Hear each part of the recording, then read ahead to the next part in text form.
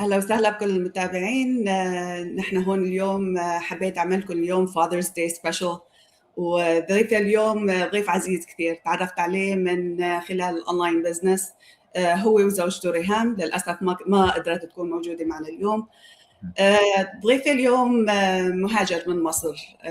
أكيد إجا هو وعيلته ومعه حلم لأنه يأمن مستقبل أكثر أحسن له لعيلته. أهلا وسهلا فيك صلاح، شرفتني اليوم. يا ريت تتعرف عن حالك. اهلا وسهلا لودي، انا اتشرفت ان انا معاك النهارده. انا مصري، هاجرت امريكا من حوالي 7 سنين.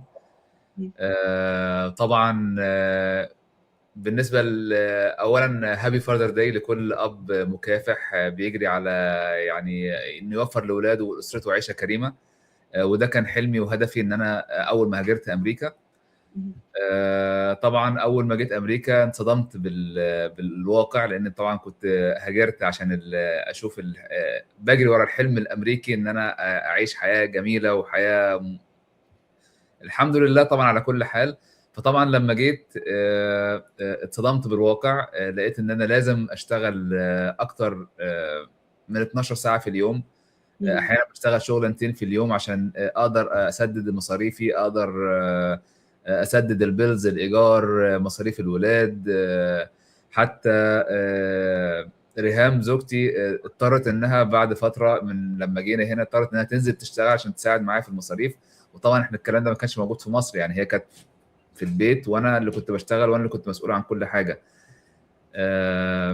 أكيد. بس هلا هذه وضع أكثرية المهاجرين اللي جايين لهون، بس يعني هلا كلياتنا عمال نشوف الوضع هلا، وبتحس إنه دخل الواحد أكيد ما بيأدي، لأنه الواحد يعني يقدر يكفي لمسؤولياته بالبيت، أو يأمن معيشة حلوة لأولاده.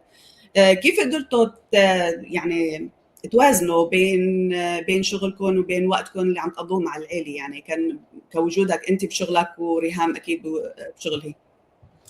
والله هو في البداية ما كانش فيه، يعني في البداية كانت ريهام هي اللي بتقعد مع الولاد في البيت، وأنا اللي كنت بشتغل أكتر من 12 ساعة وأحيانا بشتغل 16 ساعة في اليوم عشان أقدر يعني أكفي المصاريف وأوفر لهم حياة كريمة يعني.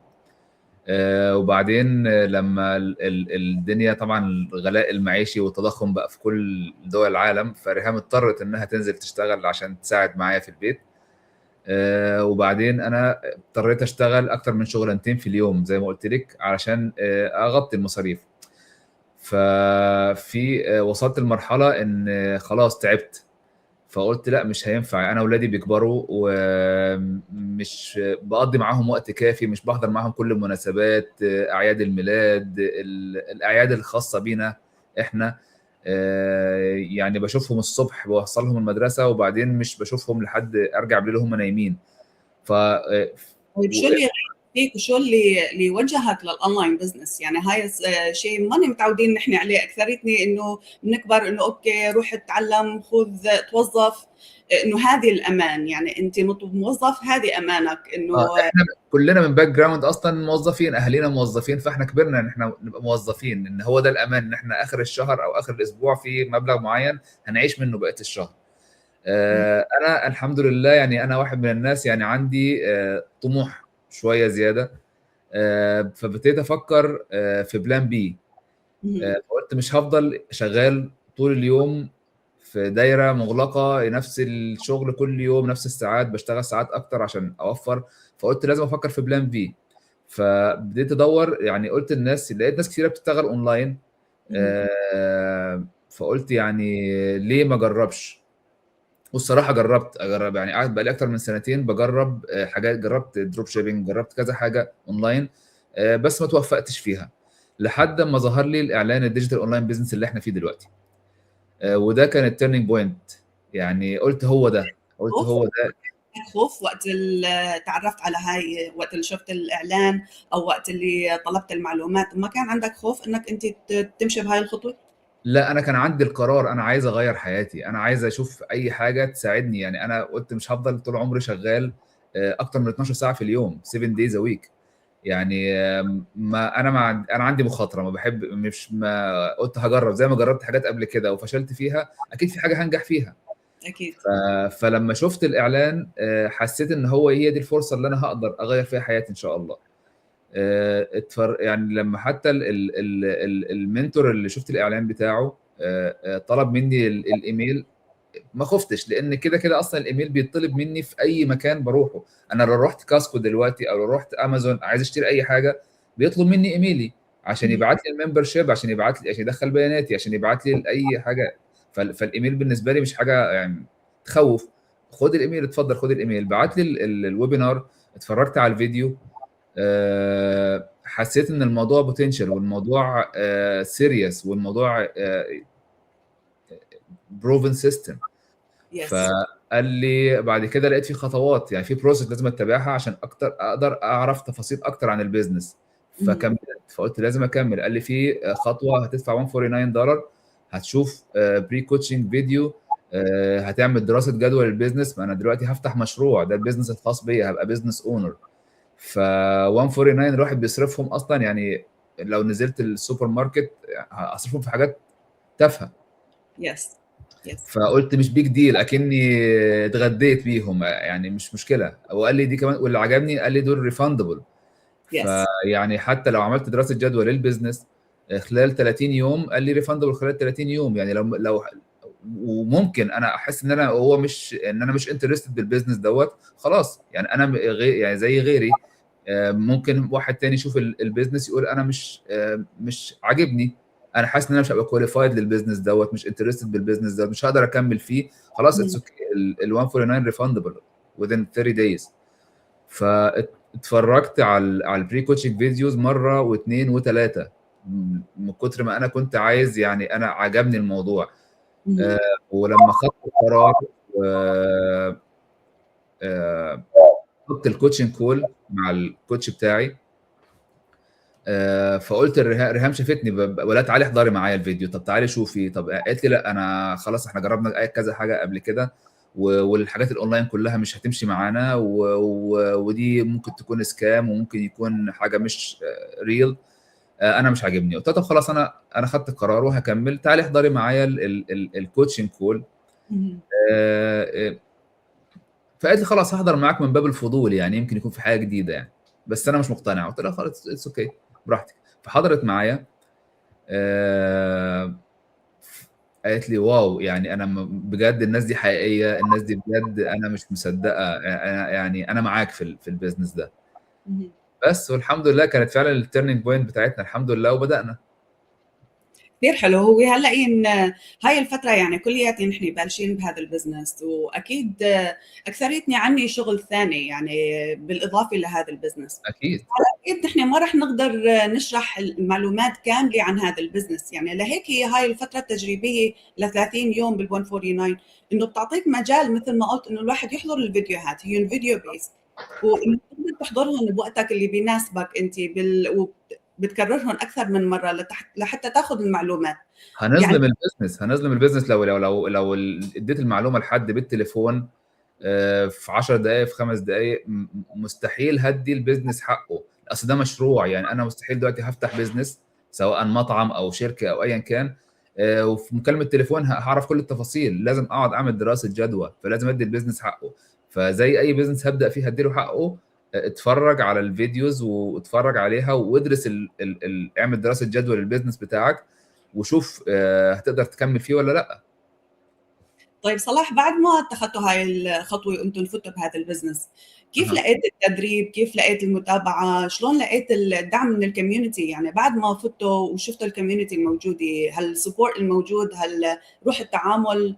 وأنا الشيء اللي حبيته فيه انه ما في كومبيتيشن، انه كل واحد بزنس اونر لحاله، ما حدا عمال يسوي كومبيتيشن عليك، يعني كلهم عم يحاولوا يساعدوا الشخص الثاني لانهم كلياتهم ينجحوا مع بعض. كيف كانت تجربتكم انت وريهام؟ الصراحة من أجمل الحاجات اللي عجبتني في الكوميونتي ده إنه رائع ما تحمله الكلمة من معنى. اتعاملنا مع ناس من جميع جنسيات العالم، بجميع الثقافات، بجميع الديانات، مفيش أي اختلاف. كل الناس متعاونة، كل الناس عايزة تدعم أي حد عنده معلومة، يعني بيقدمها للغير، للكل. وتدريب التريننج، انا ما كنتش في التكنولوجي، ما كنتش شاطر، يعني كان اخر التليفون وشكرا. حتى في اللابتوب او الكمبيوتر ما كنتش شاطر فيهم. التريننج ستيب باي ستيب، يعني within 4 weeks 6 week maximum الحمد لله بقيت فاهم الدنيا ماشيه ازاي. خدت تريننج كتير، وكنت يعني انا زي ما قلت لحضرتك ان انا مشغول جدا، فكنت بدي لنفسي مثلا من ساعه ساعتين في اليوم احضر فيهم التريننج. فاتعلمت حاجات عمري ما كنت متخيل ان انا اقدر اعملها. بقى الولادي كمان بقوا يشوفوني بعمل حاجه في البيت، بقى يشوفوني موجود في البيت انا ومامتهم بنعمل حاجه مع بعض، بناخد تريننج مع بعض. يعني اتذكر مره موقف، بنتي في 6 جريد شافتني مره بحضر تريننج عن اب معين في الايديتنج وفي نعمل بيه بوستنج وكده. فقالت لي حضرته معانا. فكان عندها هوم ورك بتعمل برزنتيشن عن في الساينس، فعملت الهوم ورك بالاب دوت حضرت التريننج معانا. والمدرسه قالت لها واو انت اتعلمتي الحاجات دي فين؟ دي بروفيشنال. قالت لها لا انا بابا وماما شفتهم عندهم تريننج في البيزنس اونلاين اللي هم شغالين فيه، اتعلمته معاهم وعملت البرزنتيشن بالاب ده. فطبعا بقيت فخور جدا ان بنتي الحمد لله يعني اتعلمت حاجه، وشافتنا بنعمل حاجه مع بعض، وبقت فخوره بينا ان احنا بنعمل حاجه ليهم ولمستقبلهم. والجميل كمان في الموضوع ان البيزنس دوت بيورث للاولاد. يعني انا كأب او ام بيشتغلوا بيتعبوا عشان خاطر يأمنوا مستقبل كويس لاولادهم. اكيد. فكمان ان الجميل في البيزنس دوت انه اقدر اورثه لاولادي ويبداوا من حيث انتهيت. يعني مش هيبداوا من الصفر زي ما انا بدات. يعني انا ان شاء الله يعني المراحل او الترقيات اللي هوصل لها في البيزنس دوت ولادي هيورثوه، هيكملوا من حيث انتهيت. فده انا اكني بستثمر، اكني بحط لهم مثلا يعني ايداع مبلغ في البنك، وهم عشان لما يكبروا لا انا بديهم بيزنس كامل يكبروا بيه ان شاء الله في المستقبل. اكيد. وهو الحلو بهذا البزنس انه انت عماله تاسس انه مثل سترونج فاونديشن من الاساس، أها. ومانك بس عم تكبره، انت كمان عم تكبر معه. اكيد.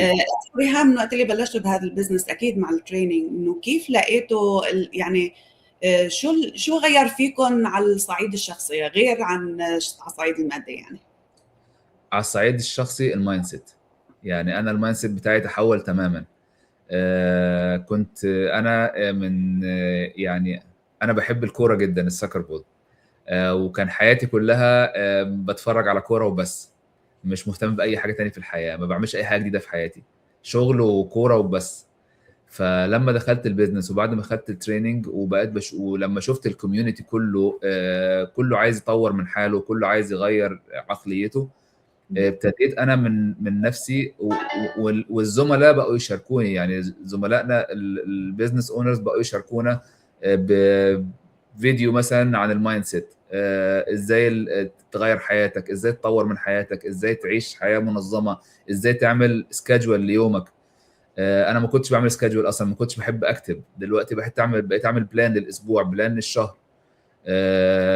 بقيت اشوف فيديوهات كتير عن المايند سيت. فدي بالنسبه لي تيرنينج بوينت، ودي من ضمن الحاجات اللي فادتني في حياتي وفادتني مع ولادي كمان. اكيد كثير حلو.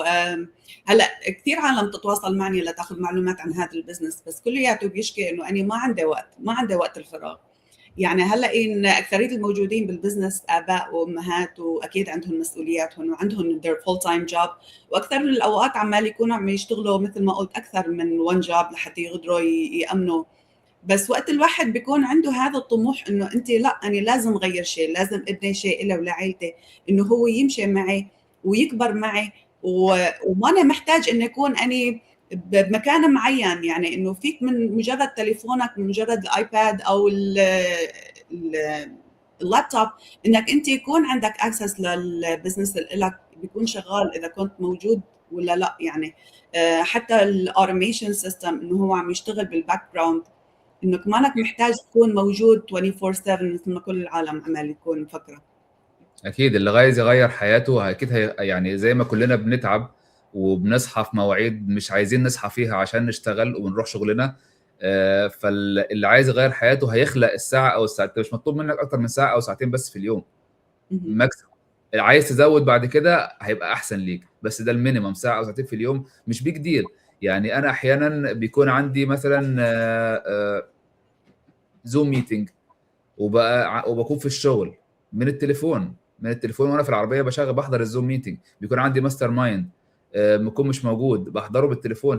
فالميزه ان هو ان اقدر يعني اران البيزنس دوت من اي مكان، من تليفوني، من لابتوب، من اي حته في العالم.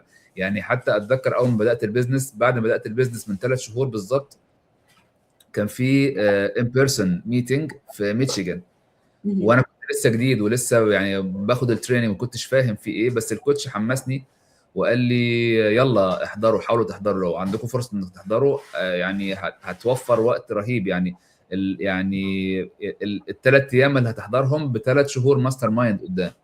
اكيد. فحاول. وفعلا حضرنا، رحنا انا وريهام، رحنا لميشيغان، قابلنا يعني ناس من كل الجنسيات، حسينا بطاقه رهيبه، بباور. الناس كلها عماله تساعدنا. اول اي حد يعرف ان احنا لسه جداد في البيزنس كله عمال يتكلم معانا، وكله عمال يدينا في نصايح: ابداوا، اعملوا، ابداوا من هنا، خلصوا من هنا. يعني زي ما بيقول لك بيخلوك يعني ابدا من حيث انتهى الاخرون، مش هتبتدي من الصفر. فكل بيديك خبرته علشان تتطور وعلشان تبدا اسرع. لان فعلا زي ما قلتي ان محدش يعني هيكبر على حد، كل واحد بيكبر يعني لوحده. وكلنا بنفرح بنجاحات بعض. يعني اي حد بيدي اي حد معلومه عشان ينجح ويشوفه بينجح، وانا هفرح لنجاحك وانت تفرحي لنجاحي. انا عمري ما هكبر عليك وعمرك ما تكبري عليا، واللي هيشتغل هيحقق نجاحات واللي مش هيشتغل مش هيحقق نجاحات.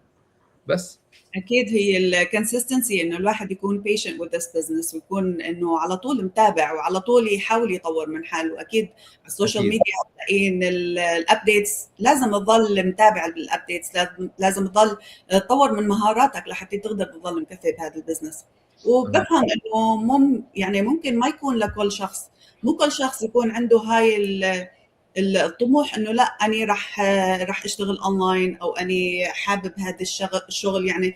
بس الاكيد انه اذا عندك هذا الطموح لانك انت تبني شيء لك ولعائلتك، وحابب تتعلم شيء، انه اهم شيء تكون انت كوتشبل، تكون انك تاخذ المعلومه وتقدر تطبقها على نفسك، تقدر تطبقها على شغلك. هاي كثير من شغله مهمه يعني. اكيد اكيد. صلاح، شو بتنصح اي اب او ام عمال يحضروني هلأين وعندهم حلم انهم يامنوا مستقبل لهم ولاولادهم؟ شو بتنصحهم يعني كخطوه اساسيه او خطوه مبدئيه هلأين بالنسبه للاونلاين بزنس؟ والله نصيحة لأي أب وأم عايزين يغيروا حياتهم، لازم تاخد القرار. ولأنك لو استنيت الوقت المناسب، عمر الوقت المناسب ما هيجي.